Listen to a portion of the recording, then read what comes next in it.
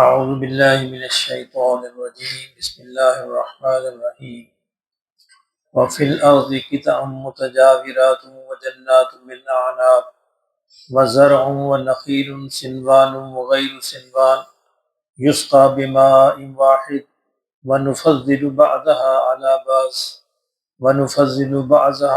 بعض في الأكل إن في ذلك لآيات لقوم يعقلون وَإِن تَعْجَبْ فَعَجَبٌ قَوْلُهُمْ أَإِذَا كُنَّا تُرَابًا أَإِنَّا لَفِي خَلْقٍ جَدِيدٍ أُولَئِكَ الَّذِينَ كَفَرُوا بِرَبِّهِمْ وَأُولَئِكَ الْأَغْلَالُ فِي أَعْنَاقِهِمْ وَأُولَئِكَ أَصْحَابُ النَّارِ هُمْ فِيهَا خَالِدُونَ وَيَسْتَعْجِلُونَكَ بِالسَّيِّئَةِ قَبْلَ الْحَسَنَةِ وَقَدْ خَلَتْ من قبلهم المثلات وَإِنَّ رَبَّكَ لَذُو مَغْفِرَةٍ لِلنَّاسِ عَلَى ظُلْمِهِمْ وَإِنَّ رَبَّكَ لَشَدِيدُ الْعِقَابِ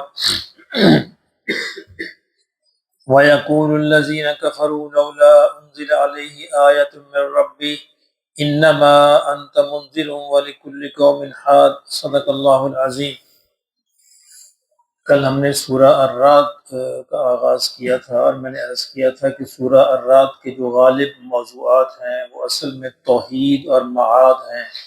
معاد سے مراد یعنی مرنے کے بعد دوبارہ جی کر اٹھنا۔ یہ کفار کو یہ نظریہ بڑا عجیب لگتا تھا کہ جب ہم مر کر مٹی ہو جائیں گے، ہماری ہڈیاں گل سڑ جائیں گی، تو کیا پھر ہمیں دوبارہ زندہ کیا جائے گا؟ یہ بات ان کو سمجھ نہیں آتی تھی۔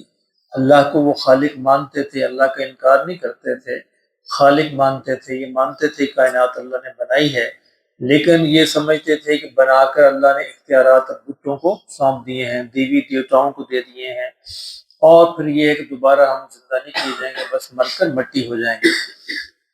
تو اس لیے اس توحید میں بار بار آپ کو توحید کے جو ہے دلائل نظر آئیں گے، معاد کے دلائل نظر آئیں گے۔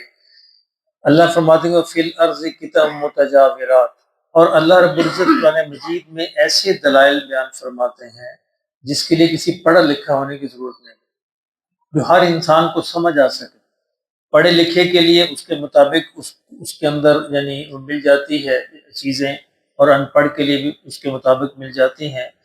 اب دیکھیں زمینیں اور آسمان اور چاند اور سورج اور پہاڑ اور دریا، یہ سب دیکھتے ہیں، ان چیزوں کو اللہ بار بار جو ہے ان کی طرف اشارہ فرماتے ہیں کہ تمہارے سامنے ہیں اور تمہارے سامنے نظر آتی ہیں۔ اب کھیتی اور زمین سے اللہ مثال دے رہے ہیں، فرمایا وَفِي الْأَرْضِ قِطَعٌ مُتَجَاوِرَاتٌ، کہا کہ زمین کے اندر ساتھ ساتھ زمین کے قطعات ہوتے ہیں، ان زمین کے ٹکڑے ساتھ ساتھ ہی ہوتے ہیں۔ وَجَنَّاتٍ، انہی ٹکڑوں میں وَجَنَّاتٍ مِّنْ أَعْنَابٍ، انہی میں ہم انگوروں کے باغات اگا دیتے ہیں۔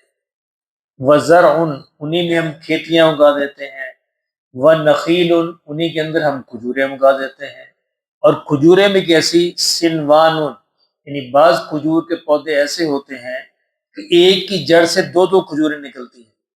بھی آپ نے غور کیا ہو نا، یعنی کھجور کا پودا ایک لگایا، اس کی جڑ سے دو نکل آئے، دو پودے بن گئے۔ وغیر سنوان، اور بعض ایسے ہیں کہ جڑ سے ایک ہی نکلتا ہے، ایک سے ایک ہی نکلتا ہے۔ اب فرمایا کہ دیکھیں زمین ایک ہے، زمین کا ٹکڑا ایک ہی ہے، ایک ہی ٹکڑے میں ساتھ ساتھ اس طرح کے مختلف پھل اور باغات لگائے گئے ہیں۔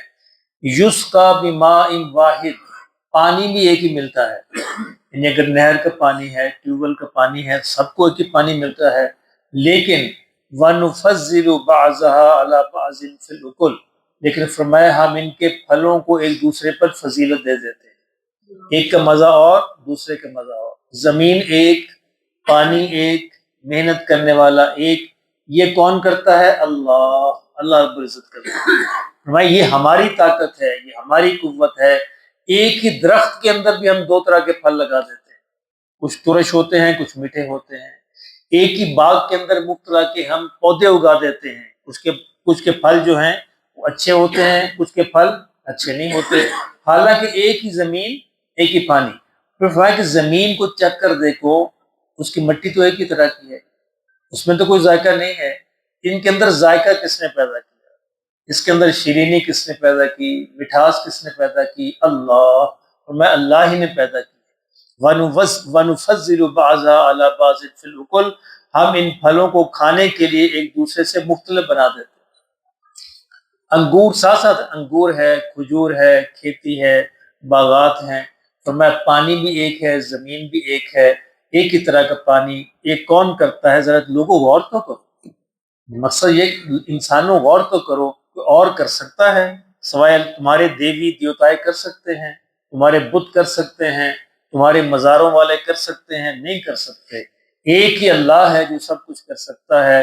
فرمایا ان فی ذلک لآیات لقوم یعقلون، اگر تم غور کرو تو عقل والوں کے لیے اس کے اندر نشانیاں موجود ہیں، تو اور نشانی کی ضرورت نہیں، نشانیاں پھیلی ہوئی ہیں، چاروں طرف پھیلی ہوئی ہیں، اور جو عقل سے کام لیں ان کے اندر نشانیاں موجود ہیں۔ وَإِن تَعْجَبْ فَعَجَبٌ قَوْلُهُمْ، اللہ فرمایا اگر تمہیں عجیب بات نظر آتی ہے، عجیب بات لگتی ہے، اگر تم نے یہ کائنات کی ساری چیزوں پہ تعجب کرنا ہے، میں یہ تعجب کی بات نہیں ہے، تعجب تمہیں کس پہ کرنا چاہیے؟ فَعَجَبٌ قَوْلُهُمْ، کفار کی اس بات پہ تعجب کرنا چاہیے، أَإِذَا كُنَّا تُرَابًا أَإِنَّا لَفِي خَلْقٍ جَدِيدٍ، کہ وہ کہتے ہیں کہ جب ہم مر جائیں گے، مٹی ہو جائیں گے، پھر دوبارہ ہمیں اٹھایا جائے گا۔ اللہ نے فرمایا یہ بات تعجب کرنے کی ہے، یہ پگلے ہیں جن کو یہ بات سمجھ نہیں آتی، دوسری باتیں تعجب کرنے کی نہیں ہے، ان کی بات پر تعجب کرنا چاہیے جن کو یہ بات سمجھ نہیں آتی کہ جو اللہ ایک ہی مٹی سے طرح طرح کے ذائقے پیدا کر سکتا ہے، وہ انسانوں کو دوبارہ زندہ کیوں نہیں کر سکتا؟ زمین بھی تو مردہ ہوتی ہے نا، مردہ زمین کو زندہ کرتا ہے، بنجر زمین پڑی وہ پورا سال پڑی رہتی ہے، اللہ اس پہ بارش اگاتے ہیں، بارش برساتے ہیں، اس میں سے سبزہ اگاتا ہے۔ یعنی ہم نے صحراؤں کے اندر دیکھا ہے، وہ صحرا جو سارا سال بنجر رہتے ہیں، جب بارش برستی ہے تو صحرا میں اللہ جو ہے سبزہ اگا دیتے ہیں۔ میں یہ زمین کو زندہ کرنے والی بات ہے، جو اللہ اس طرح کی مردہ زمین کو زندہ کر سکتا ہے تو وہ انسانوں کو دوبارہ زندہ کیوں نہیں کر سکتا؟ یہ بات ان کو سمجھ نہیں آ رہی تھی، اس لیے بار بار اس بات کو مختلف دلائل کے ساتھ، مختلف مثالوں کے ساتھ جو اللہ رب العزت بیان فرما رہے ہیں، تو میں تعجب ان کی بات پہ کروں، پاگل وہ ہیں بیچارے، ان کی بات پہ تعجب کرو جن کو یہ بات سمجھ نہیں آ رہی۔ فرمایا اولئک الذین کفروا بربہم، گویا انہوں نے یہ بات کا انکار کر کے اپنے رب کا انکار کر دیا۔ ان کا رب تو اتنی طاقت والا ہے، اتنی قوت والا ہے، جس نے سب کچھ نہ ہونے سے سب کچھ بنا دیا ہے، یعنی انسان کا کچھ بھی تو موجود نہیں تھا، اس نے انسان کو بنا دیا۔ اب جب انسان مر جائے گا تو اس کے اعضاء، اس کے جو اجزاء ہیں وہ تو محفوظ ہوں گے، اس کا میٹر تو محفوظ ہوگا، کچھ مٹی میں ہوگا، کچھ ہوا میں ہوگا، کچھ گیسوں میں ہوگا، کچھ مائع کی شکل میں ہوگا، اللہ ان سب کو دوبارہ جمع کرے گا، انسان بن جائے گا۔ اللہ قرآن میں فرماتے ہیں ہم نے آدم کو کچھ نہ ہونے سے کچھ بنا دیا، کچھ بھی نہیں تھا تو ہم نے اس کو آدم کو بنا دیا۔ اب تو ہر انسان کا میٹر محفوظ ہوگا، کچھ ہواؤں میں، کچھ گیس کی شکل میں، کچھ مائع کی شکل میں، کچھ اور شکلوں میں، تو ان کو ہم نے اکٹھا کرنا، حکم دینا ہے، ہو جائے گا۔ فرمایا یہ کوئی عجیب بات نہیں ہے، فرمایا یہ اصل میں جو بات کرتے ہیں یہ اللہ کا انکار کرتے ہیں۔ وَأُولَئِكَ الْأَغْلَالُ فِي أَعْنَاقِهِمْ، فرمایا پھر ان کے قیامت کے دن جو ہے ان کے گلے کے اندر توق پڑے ہوں گے، ان کے گلے کے اندر توق پڑے ہوں گے۔ اچھا دیکھیں گلے کے اندر توق کس کے پڑتا ہے؟ قیدی کے۔ توق پہنانا گلے میں قیدی بنانے کی علامت ہے، جیسے ہم بیلوں کو چلاتے ہیں گلے میں ایک توق پہنا دیتے ہیں تو بیل قیدی بن جاتا ہے، تو توق کس چیز کی علامت ہے؟ قیدی بنانے کی۔ یہ قیدی کن کو بنایا جائے گا؟ جو دنیا میں اپنے خواہشات کے قیدی بن کر رہے، جو دنیا میں اپنے تعصبات کے قیدی بن کر رہے، جو دنیا میں اپنی ضد کے قیدی بن کر رہے، جنہوں نے دنیا میں ضد کی، تعصبات کی، اپنی خواہشات کے اغلال جو ہیں، توق جو ہے اپنے گلے میں پہنے رکھے، جنہوں نے اس بات کو کہا کہ ہم پہ اپنے آباء و اجداد کے پیچھے چلنا ہے، آباء و اجداد کی خواہشات کو، ان کے عقائد کو اپنے گلے کا توق بنائے رکھا، فرمایا قیامت میں ہم ان کے گلے میں توق پہنا دیں۔ وَأُولَئِكَ أَصْحَابُ النَّارِ، فرمایا یہی دوزخ والے ہوں گے، ہم فیہا خالدون، اور پھر یہ اس کے اندر ہمیشہ ہمیشہ رہیں گے۔ اللہ ہم سب کی حفاظت فرمائے۔ وَيَسْتَعْجِلُونَكَ بِالسَّيِّئَةِ قَبْلَ الْحَسَنَةِ، میں ایسی بیوقوف قوم ہے جو اچھائی سے پہلے برائی مانگتی، کہتی ہے عذاب کیوں نہیں آیا؟ یہ کہتے ہیں حضور صلی اللہ علیہ وسلم کو بار بار یہ کہ عذاب لے آؤ، عذاب جس عذاب کی تم بات کرتے ہو لے آؤ عذاب۔ اتنی بیوقوف قوم ہے، ان کو اچھائی مانگنی چاہیے تھی، اچھائی سے پہلے پگلے جو ہیں، پاگل جو ہیں، یہ برائی مانگتے ہیں، عذاب مانگتے ہیں۔ وَقَدْ خَلَتْ مِن قَبْلِهِمُ الْمَثُلَاتُ، میں آپ انہیں بتا دیجئے کہ ان عذاب کی مثالیں پچھلی قوموں پہ گزر چکی ہیں، یہ کوئی انہونی بات نہیں ہے اللہ کے لیے، اللہ نے ایک امر کرنا ہے، یہ مثالیں گزر چکی ہیں، لیکن اللہ کیوں نہیں کرتا؟ وَإِنَّ رَبَّكَ لَذُو مَغْفِرَةٍ لِلنَّاسِ، کہ اللہ تیرا مغفرت والا بہت ہے انسانوں پر، عَلَىٰ ظُلْمِهِمْ، ان کے گناہوں کے باوجود اللہ ان پر مغفرت کرنے والا ہے، اس لیے اللہ ان کا انتظار کر رہا ہے، واپس آ جائیں، لوٹ آئیں، لوٹ آئیں، لوٹ آئیں، لوگوں میں تمہارا انتظار کر رہا ہوں۔ حضور نے فرمایا صلی اللہ علیہ وسلم، ایک بندہ اپنے اونٹ پر سفر کر رہا ہو، صحرا کے اندر گھوڑے پر یا اونٹ پر سفر کر رہا ہو، کھانا پانی ساتھ بندھا ہوا ہو، اور کہا کہ وہ راستے میں تھک کر سو جائے، کسی درخت کے نیچے لیٹ جائے اور سو جائے، اور فرمایا کہ جب وہ سو کر اٹھے شام کو تو دیکھے کہ اونٹ یا گھوڑا جو ہے وہ بھاگ گیا ہے، پانی بھی ختم ہو گیا، وہ چیزیں جو تھی وہ بھی لے کے بھاگ گیا، اب وہ اس صحرا کے اندر اور کچھ بھی نہیں ہے، پانی بھی ختم ہو گیا، کھانا بھی ختم ہو گیا، اب وہ مرنے کے لیے لیٹ گیا کہ اب تو میں سفر نہیں کر سکتا، اب میری موت یقینی ہے۔ فرمایا پھر لیٹ جائے، پھر آنکھ لگ جائے، اور پھر آنکھ لگ کر جب دوبارہ کھلے تو دیکھے کہ وہ اونٹ واپس کھڑا ہے۔ حضور نے فرمایا صلی اللہ علیہ وسلم، فرمایا کہ جتنا اس بندے کو خوشی ہوتی ہے اس اونٹ کے دوبارہ ملنے سے، میرے اللہ کو انسان کے واپس آنے سے اس سے زیادہ خوشی ہوتی ہے۔ جو انسان لوٹ آئے، توبہ کر لے، واپس آ جائے گناہ کر کے، فرمایا تیرا رب کیا ہے؟ لذو مغفرۃ للناس علی ظلمہم، ان کے گناہوں کے باوجود جو ہے وہ ان کی مغفرت کرتا ہے، لیکن بھول نہ جانا وَإِنَّ رَبَّكَ لَشَدِيدُ الْعِقَابِ، تیرا رب پکڑنے والا بھی، تیرے رب کی پکڑ بھی بڑی سخت ہے، اس لیے صرف یہی نہ کہتے رہنا میرا رب بڑا غفور ہے، بڑا غفور ہے، اور اسی چکر میں گناہ کرتے رہنا، نہیں، یہ بھی یاد رکھنا کہ اس کی پکڑ بھی بڑی سخت ہے۔ وَيَقُولُ الَّذِينَ كَفَرُوا لَوْلَا أُنزِلَ عَلَيْهِ آیَةٌ، فرمایا یہ کافر جو ہیں یہ آپ سے کہتے ہیں کہ اللہ نے تمہاری طرف کوئی آیت، کوئی نشانی کیوں نہیں اتاری؟ میرے رب بھی، تمہارے رب کی طرف سے کون سی نشانی؟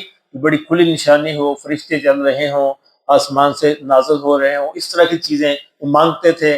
فرمایا یہ کہہ رہے ہیں آپ سے، آپ انہیں کہیے انما انت منذر، بھئی میں تو بس ڈرانے والا، میں تو قاصد ہوں، اللہ اپنے اللہ کا سفیر ہوں، پیغمبر ہوں، میرے ذمے نہیں ہے نشانیاں لانا، میں نہیں کر سکتا، یہ تو اللہ بھیجتے ہیں۔ انما انت منذر، میں تو صرف ڈرانے والا بنا کے بھیجا گیا ہوں۔ وَلِكُلِّ قَوْمٍ ہاد، اور اللہ کا قانون یہ ہے کہ اللہ ہر قوم کی طرف ایک ہادی کو بھیجتے ہیں جو اس کو ہدایت کی طرف دعوت دے۔ تو اللہ نے مجھے یہ ہادی بنا کر بھیجا ہے، میں ہدایت کی طرف تمہیں دعوت دیتا ہوں۔ اب نشانیاں لانا، عذاب لانا، یہ اللہ نے میرے اختیار میں نہیں دیا، اللہ جب چاہے، جس طرح چاہے، جتنا چاہے، جو چاہے کر سکتا ہے، وہی کرے گا، اگر چاہے گا، نہیں چاہے گا تو نہیں کرے گا، اس لیے میں اس کے بارے میں کچھ نہیں کہہ سکتا۔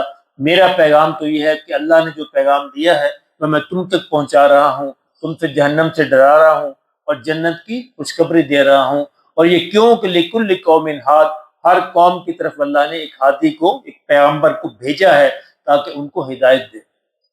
اچھا، اس سے لازمی ثابت ہوتا ہے کہ ہر قوم کی طرف کوئی نہ کوئی پیغمبر یا پیغمبر کے نائب آتے رہے ہوں گے، جس سورہ یاسین کے اندر آتا ہے کہ اللہ نے اس قوم کے پیغمبر کو بھیجا اور انہوں نے اپنے نمائندوں کو کافروں کی طرف بھیجا، ایک آدمی، پھر دوسرا آدمی، اس کے پیچھے تیسرا آدمی، بھیجا لوگوں کو پیغام پہنچا۔ حالانکہ سورہ یاسین خود بتاتی ہے کہ وہ نبی نہیں تھے لیکن نبی کے پیغمبر تھے، تو یہ بھی ایک شکل ہوتی ہے ہدایت کے پہنچنے کی کہ نبی تو بے شک نہ ہوں، نبی کے پیغمبر ہوں، علماء ہوں جو اسی ہدایت کو پہنچانے والے ہوں۔